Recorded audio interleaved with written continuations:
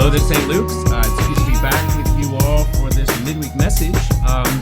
Sitting here Thursday morning on December 14th and just still reflecting on our Advent speaker yesterday, Ann Kennedy, and her reflections on hope. And I commend that to you. We're going to upload all of the various speakers as we do, and I would commend this one. I commend all of them to you, of course, but this one there was a poignancy to it that I was sort of unprepared for. I was sort of brought to a real sense of the poignancy of waiting, and this is what this season is about, but not just this season, but really just the life of the Christian, as I was preaching about on Sunday.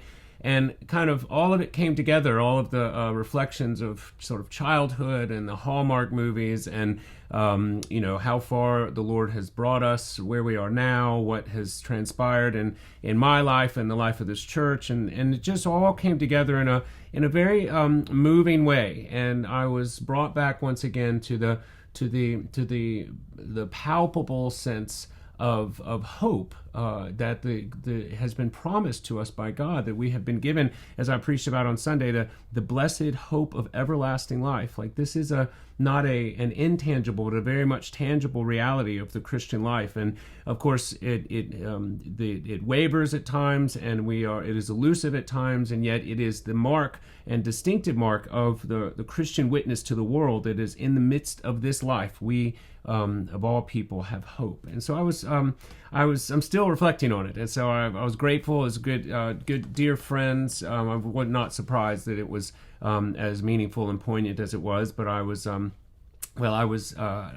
pleased, to put it lightly, and I hope and I commend that to you for your edification during this Advent. Okay, I also want to reminds me, it's still not too late. We have Advent devotionals available at the exits of the main sanctuary, one from Trinity School for Ministry and one from Our Daily Bread, and they're still available. And I have been particularly working through the Trinity School for Ministry devotional this Advent season on my own, and it's just a wonderful mix of devotions. This morning was from Archbishop Ben Kwashi from the Church of Jos, Nigeria, who's a friend of mine, also a fellow board member at Trinity. And it was beautiful, about light and the darkness, and about how the Christian witness will not be put out. This is the promise of God to the world through His Son, that all authority in heaven and on earth has been given to me, and go therefore into the world, teaching them everything I have commanded you, and baptizing them in the name of the Father, Son, and Holy Spirit. And that is in fact what has happened.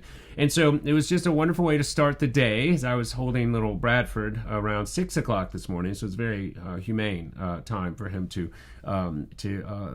roust me this morning. But also there's a mix of poetry and art, and it's just really well done, and I'm very proud of it. And so if you haven't had one, you should pick one up and just see what you got about what is that, 10 days to go. So there we are, but who's counting, right? Okay, well, speaking of Christmas, which we are not there yet, so it is not Merry Christmas yet technically for Anglicans. We are wishing each other a penitential and a dour and penitential Advent. That's a joke. But technically speaking, it is not Christmas until Christmas Day, or Christmas Eve at the very least. And so we have a number of services, and I wanted just to alert you, start thinking ahead about not only Christmas, but what follows during Epiphany season. So this year, or beginning Christmas Eve, we do not have an 8 o'clock service. No 8 o'clock service. We have a regular 10:30 a.m. service, which will be our Advent 4. So that is what is going to take place at 10:30. At 4 o'clock, then begins a festival prelude for our 4:30 family Christmas Eve service. So the child care will be available during that service for toddlers and under. So that begins at 4 o'clock with the festive prelude. The choir and the choirs have been working together to put together some beautiful music for you at 4 o'clock. And at 4:30, the family service will start. This is intended for you, particularly if you have young children. There will be a sort of a shortened homily. There will be an awareness, at the very least, that there will be young children at this service. And so that is the one for you, if you fit that bill.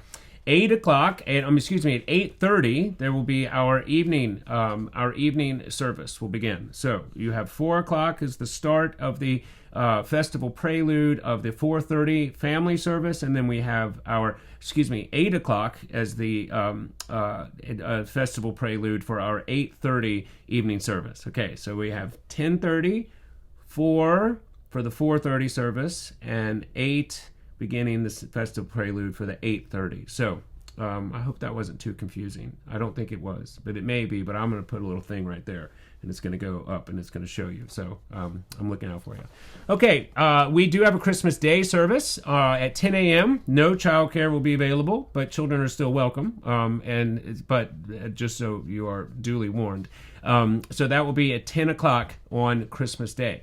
New Year's Eve, which is the next Sunday, there will be normal church because we have already had our New Year's Eve, which was the last Sunday in Pentecost, and our New Year's Day, which was the first Sunday in Advent. So at any rate, 8 o'clock and 10:30. And then on Epiphany Sunday, January 2nd, we will have an 8 o'clock service, and the 10:30 will be another lessons and carol service like the one we just had this past Sunday. Okay, well, that's a lot going on with respect to the services, but I just wanted you to be aware of that. But it's not the only thing going on, because right after Christmas, beginning in Epiphany, we are going to have our second annual Epiphany Bonfire. That is on January 6th, which is a Saturday, from 5 to 8 in the parking lot right in front of the church offices. The fire department will be alerted so that we will be following all fire safety regulations.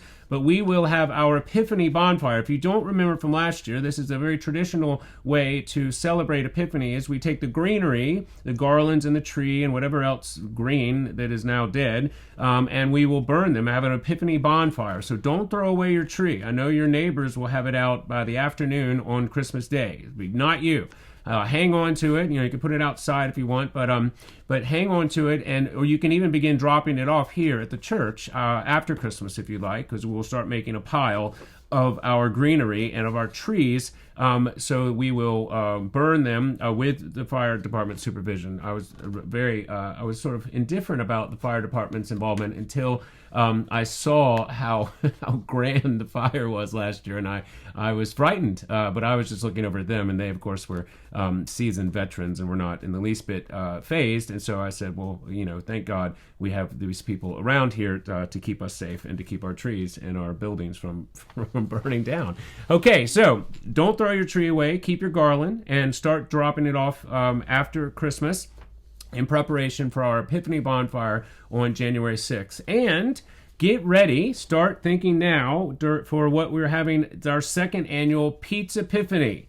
So we're having Pizza Epiphany, which, as you may remember, is our Wednesday night teaching for When in Romans, but we're going to have pizza because we're going to have 6 weeks where you can prepare yourself for perhaps your Lenten fast, which may be for some of you impossible, but for some it will be to forego pizza. That might be one of the things you consider during Lent. But beginning on January 10th, we will start our second half of the book of Romans, When in Romans, and during our Pizza Epiphany celebration. So we need you to sign back up for that, because we will be putting small groups together again, and we will be finishing up what we started this past fall with the second half of Romans. So I'm really looking forward to that.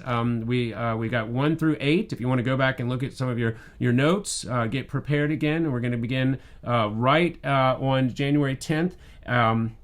With Romans 9, and we will finish that, and we will have been in the book of Romans for the entire sort of, as we got our academic year here at St. Luke's, which has been a great joy.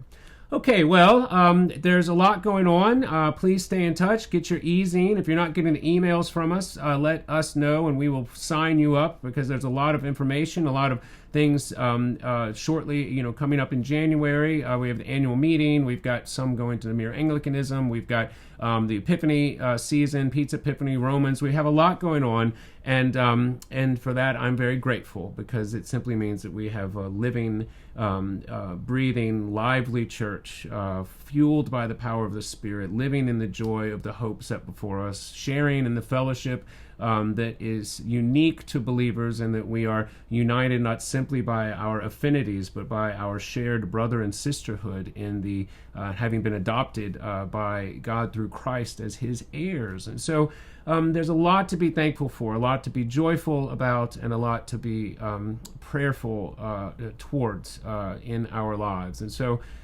it's a joy to be with you, walking during this Advent season, and I look forward to celebrating in just 2 Sundays with you the birth, once again, the celebration of the birth of our Lord. Okay, well, take care, God bless, and see you soon. Bye. Oh, it's still filming.